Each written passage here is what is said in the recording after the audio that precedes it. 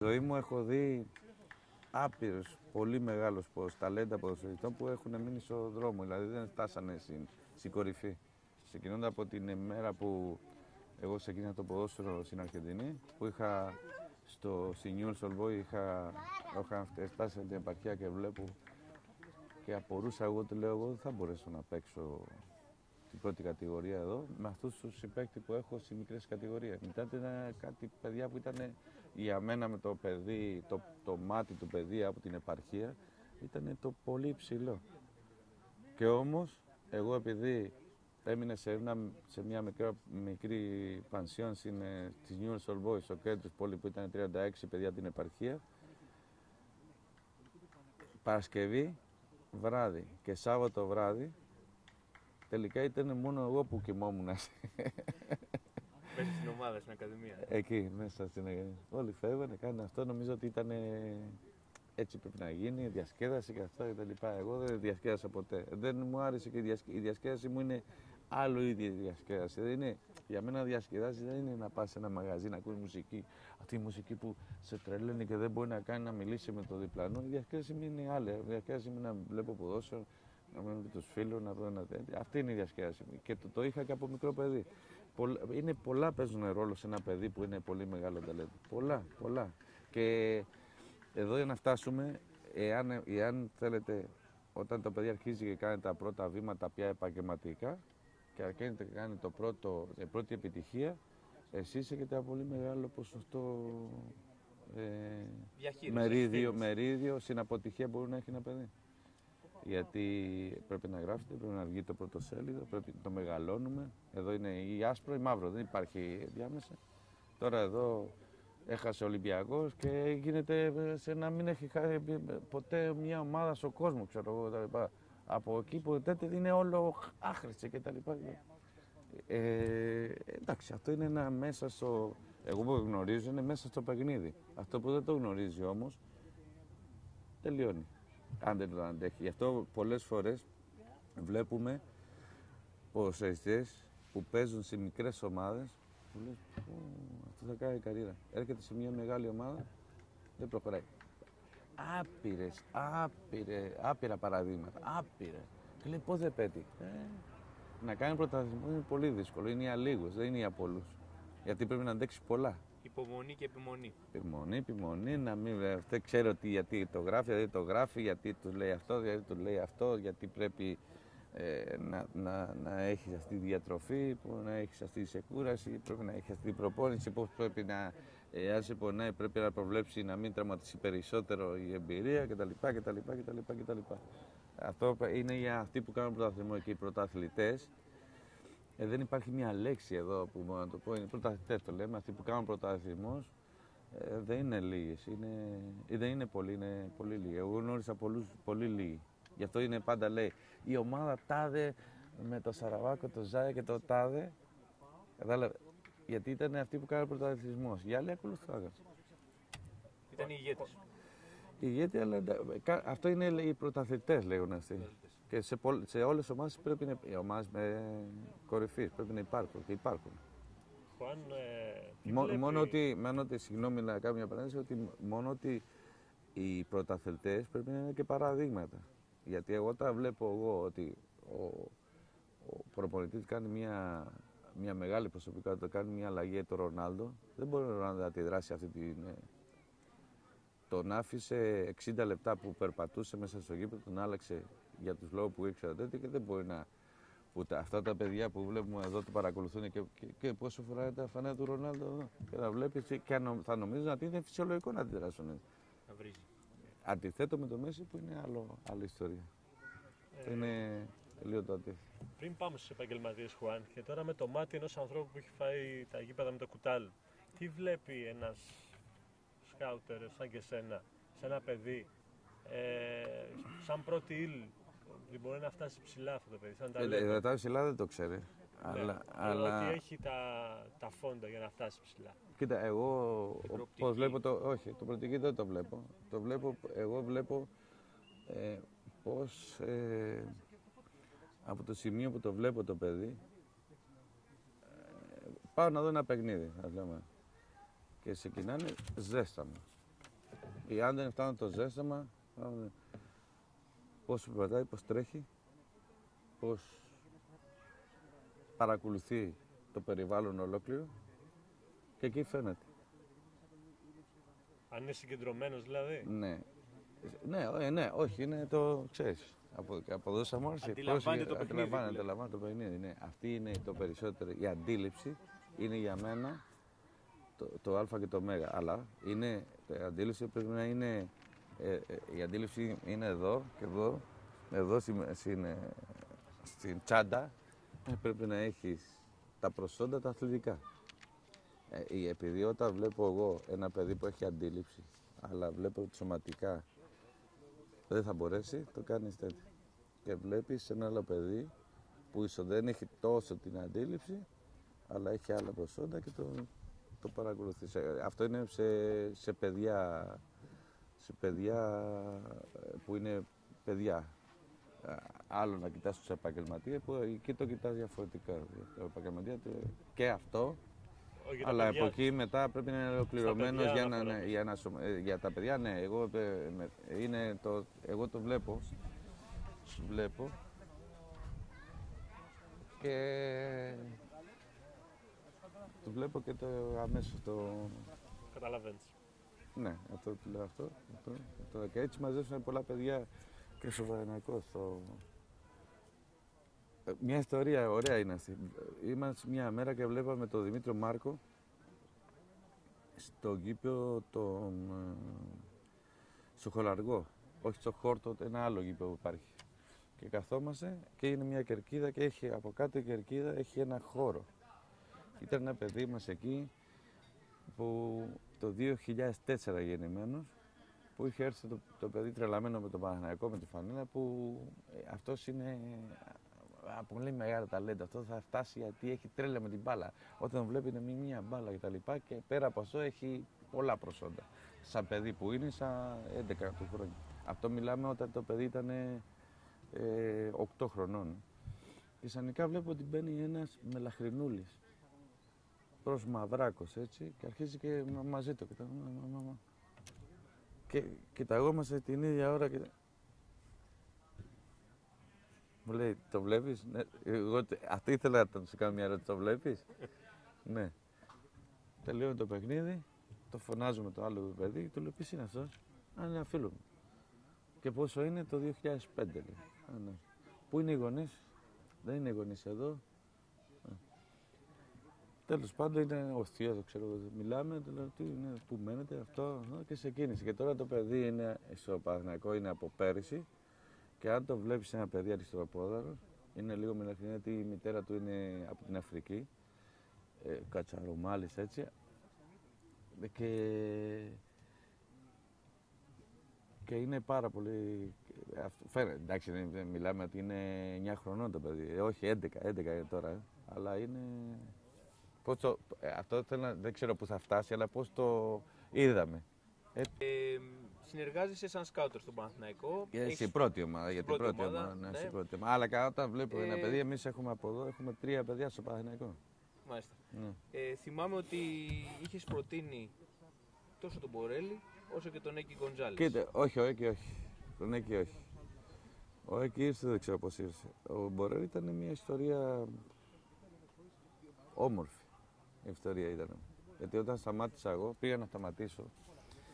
Μου λένε τα αφεντικά να βρω ένα χρόνο πριν να σταματήσω, να βρω ένα ποδοσφαιριστή να καλύπτει τη θέση μου που έπαιζα στο Παναθηναϊκό από την Αργεντινή. Γιατί κακά τα ψέματα, δεν ξέρω για ποιο λόγο, οι παίκτες από Αργεντινή στο Παναθηναϊκό είναι... Εγώ αν ήμουν να κάνω κουμάντο, ας πούμε, θα διάλεγα το περισσότερο Αργεντινούς να έχει την ομάδα. Η ιστορία λέει ότι την αγαπάει ο κόσμος και έχουν προσφέρει πάρα πολλά. Τέλος πάντων, είναι μια ιστορία πολύ ωραία αυτό. Ήταν σε μια εποχή, σταμάτησα εγώ και πήγα, ήμουνα προπονητή στην Καλαμάτα. Αν δεν κάνω λάθος, Καλαμάτα, ναι. Καλαμάτα. Και Δεν μπορούσαν να βρούνε, αλλά εμείς είχαμε με τον πρόεδρο, με τον Γιώργο τον Βαρδινέη, ο πρόεδρος, ο Γιώργο Βαρδινέη ήταν συνδρομητής. Τότε επειδή υπήρχε ίντερνετ, δεν υπήρχε τίποτα. Η συνδρομητής συνδρομητής λέγεται, το θέλει ένα περιοδικό από την Αργεντινή. Συνδρομή. Ναι. Τι πλήρωνε τη συνδρομή στο περιοδικό? Ναι. El Gráfico είναι ένα που έχει 80 χρόνια στην Αργεντινή που βγαίνει κάθε Δευτέρα και γράφει αντικειμενικά για τα παιχνίδια και με βαθμολογία, που του βαθμολογεί τους παίκτες κτλ. Και διάβαζα και εγώ εντωμεταξύ αρχίζω και ψάχνω και στην Αργεντινή όταν πήγαινα με φίλους, με αυτό, και αρχίζα να παρακολουθούν τον Μπορέλη 16 χρονών. Και εγώ παράλληλα και άλλος ένα ποδοσφαιριστή λέγονταν Ρουμπέν Κάπρια που έπαιζε Στουδιάντες. Ήμουνα σε Καλαμάτα και παίζουμε ένα παιχνίδι εδώ στην Αθήνα με τα Θρία που λέγονταν μια ομάδα, έπαιζε τότε Νέο Κόσμος, έπαιξε Γάμα Εθνική τότε. Και παίξαμε Σάββατο και Κυριακή πάω να δω ένα παιχνίδι στο Ολυμπιακό Στάδιο Παναθηναϊκός Σόφι. Πάμε με τη γυναίκα μου, καθόμαστε και ξαφνικά βλέπω δημοσιογράφοι να τρέχουν κάμερες, ξέρω εγώ, τι έγινε, όχι σε εμάς, έγινε προς τα κάτω. Είχε φέρει ο Παναθηναϊκός για ένας μάνατζερ, δεν ξέρω τι, ένας Νέτο λεγόταν, ένας Βραζιλιάνος. Εθνική Βραζιλία κτλ. Τελειώνει το ημίχρονο και έρχεται ένας παράγοντα του Παναθηναϊκού να με συστήσει. Και όταν το βλέπω, λέω αυτό δεν είναι για το Παναθηναϊκό. Από μέσα μου. Για ποιο λόγο? Ήταν να υπογράψει το βράδυ αυτό. Το βλέπω, ήτανε με σορ, με σαγιονάρα στο γήπεδο. Δεν μπορεί να πας σε ένα σωματείο κορυφή όπως στο Παναθηναϊκό να σου παρουσιάζει για την πρώτη φορά και να πας με σαγιονάρα κτλ. Και με σορ. Δεν γίνεται. Πέρα από αυτό ήξερα την ιστορία του, γιατί πριν από αυτό γράφανε ότι έρχεται ο Νέτο, αρχίζω και παίρνω πληροφορία. Ήταν τιμωρημένος 6 μήνες επειδή είχε φτύσει ένα ποδοσφαιριστή στη Βραζιλία. Ένας καλός ποδοσφαιριστής, αριστεροπόδαρος, καλός, αργός. Είχε καλό χτύπημα της μπάλα, αλλά δεν ήταν πολύ της ομάδας. Λίγο δύσκολο και σαν χαρακτήρα κτλ. Φεύγει αυτός. Και αυτή την ιστορία πρώτη φορά που το λέω δημόσια μάλλον. Έρχεται ένας και μου λέει, σε θέλουν τα αφεντικά έξω. Το Ολυμπιακό Στάδιο έχει, όπως είναι μετά το μπαρ προς τα έξω, έχει ένα διάδρομο γύρω από το στάδιο, έτσι. Και πάω και βλέπω τα 3 αδέλφια, μαζεμένα εκεί. Αμάν, τι γίνεται, σύσκεψη κορυφής ήταν αυτό, δεν ήταν δύσκολο, μόνο οι δουλειές του ήταν Ήταν όλο τέτοιο, ο κόσμος από εδώ, λέει τι. Μπαίνω μέσα και μου λένε, ένας, ο μεγαλύτερος, έχουμε 5 λεπτά να πάρω μια απόφαση, σημαντική απόφαση. Σας κάνω μια ερώτηση και να μου πει ναι, γιατί ναι, γιατί όχι. Αν ήσουν ο προπονητής του Παναθηναϊκού, ποιος θα έφερε στη θέση σου? Να του λέω εντάξει, έχω βρει ένα παιδί στην Αργεντινή, λέγεται Ρουμπέν Κάπρια, ξέρω εγώ. Πιστεύω ότι είναι μέσα πλαίσια τα οικονομικά.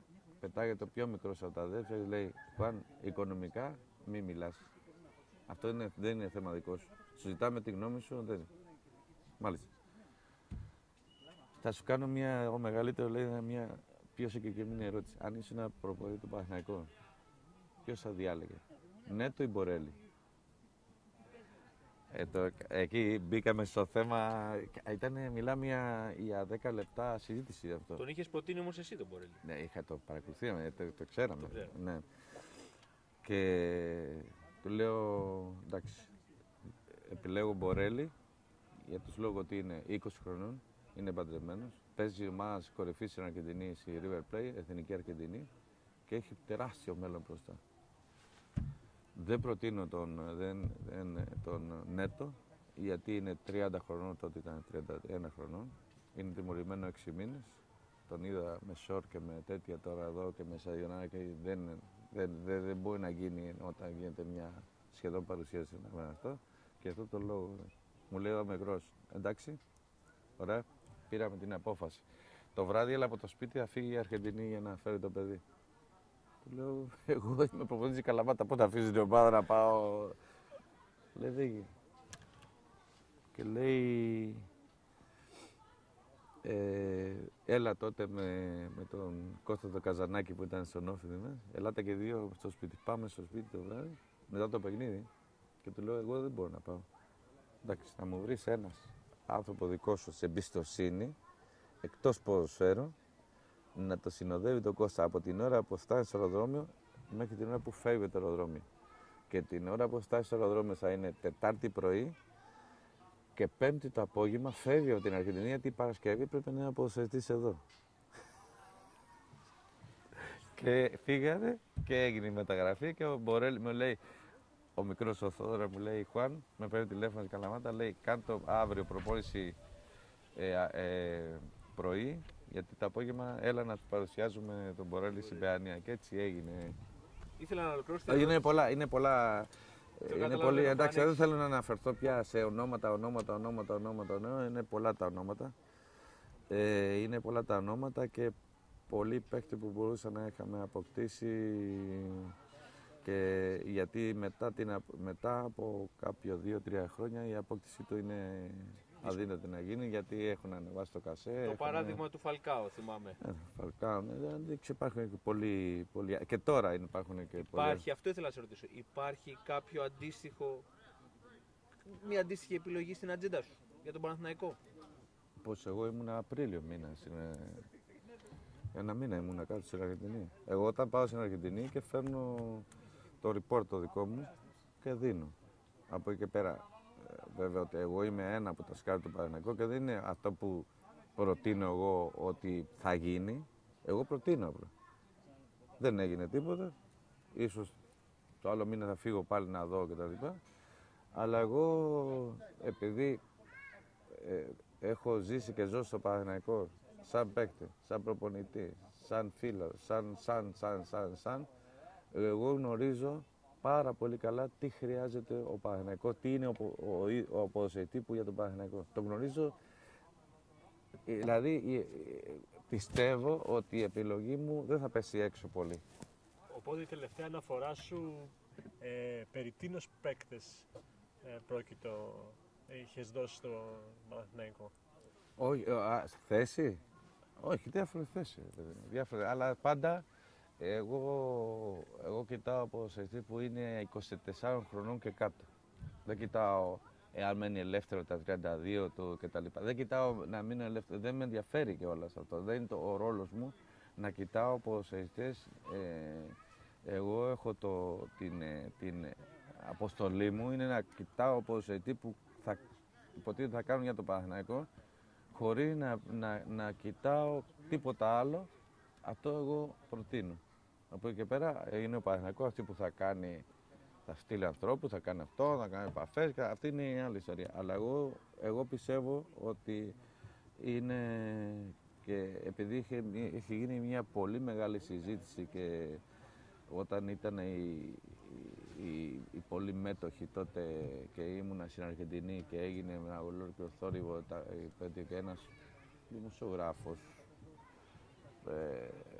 όταν εγώ ξαναγύρισα στο Παναθηναϊκό τώρα πέρσι σαν σκάουτερ, ας πούμε, από την Ακαδημία σαν σκάουτερ, και είχε βγάλει τη φωτογραφία των παιδιών, σίγουρα πρέπει να το είχε δώσει κάποιος, το είχε δώσει γιατί ήταν απόρριτο, σαν να μειώνουν ότι να το πούνε, αφού αυτή ήθελε να πάει να φέρει στο Παναθηναϊκό.